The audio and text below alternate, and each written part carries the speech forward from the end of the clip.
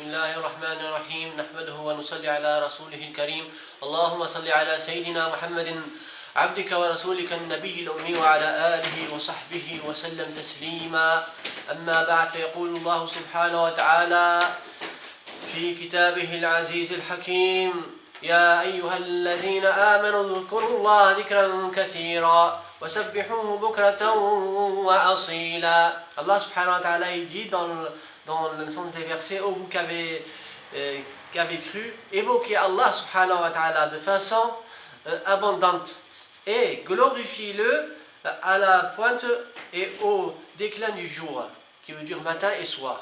أما الأحاديث الشريفة فيقول عن أبي الدرداء رضي الله عنه قال النبي صلى الله عليه وسلم ألا أنبئكم بخير أعمالكم وأزكاها عند مليككم وارفعها في درجاتكم وخير لكم من إنفاق الذهب والورق وخير لكم من أن تلقوا عدوكم فتضربوا أعناقهم ويضربوا أعناقكم قالوا بلى قال ذكر الله رواه الترمذي.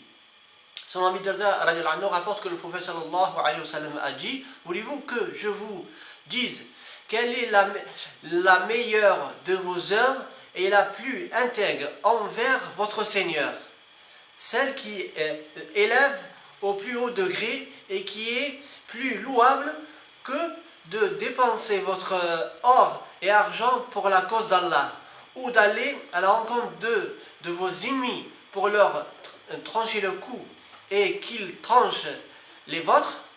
Les compagnons du prophète sallallahu alayhi wa sallam ont dit: lesquels ya Rasulallah? Le prophète sallallahu alayhi wa sallam dit: c'est le zikr d'Allah le Très-Haut. Ou kama qala alayhi salatu wassalam. Fayaqulu, un des grands salihin de l'époque passée: wa dhikru a'damu babun anta dakhiluhu lillahi faj'al lahu al-anfasa hirasa.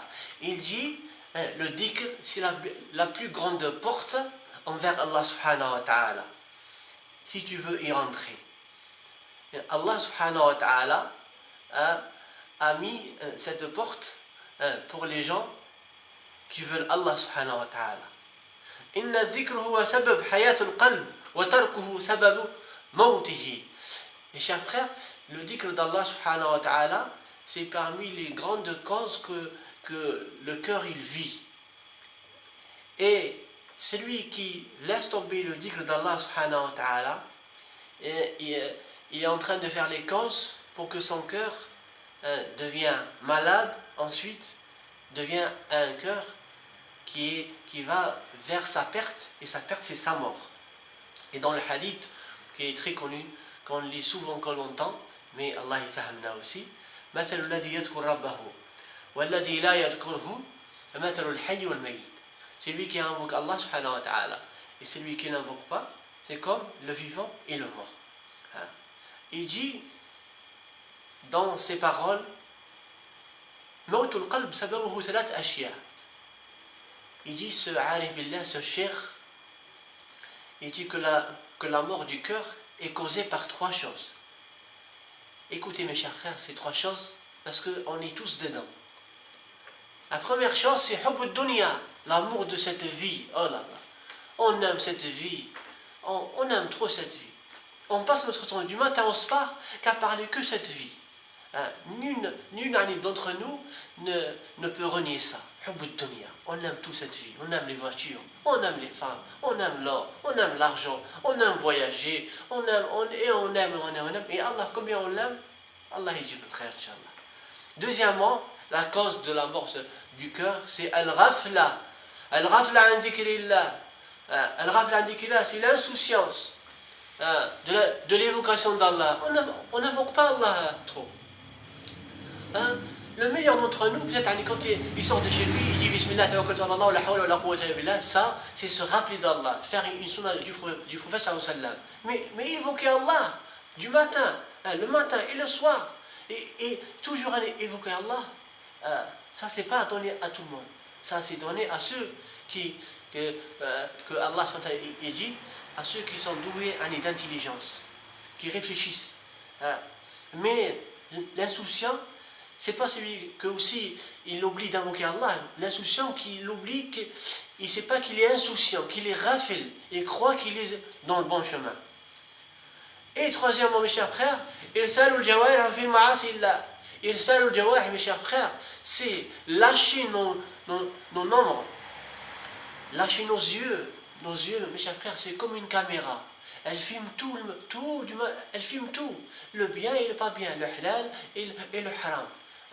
Donc nos yeux filment, les oreilles entendent, notre langue, elle parle des paroles, elle dit des choses, nos mains aussi font, nos pieds nous amènent dans des endroits.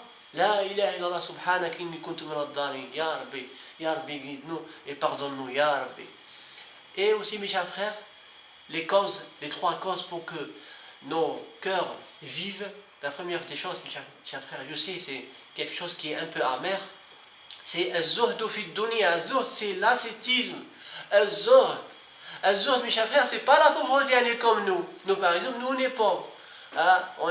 On est maquage, dunya maquage. L'argent maquage, les voitures, il n'y a pas, etc., etc. Mais zuhd, c'est celui qui, une personne qui il en a des richesses, et bien il fait le zout pour ses richesses.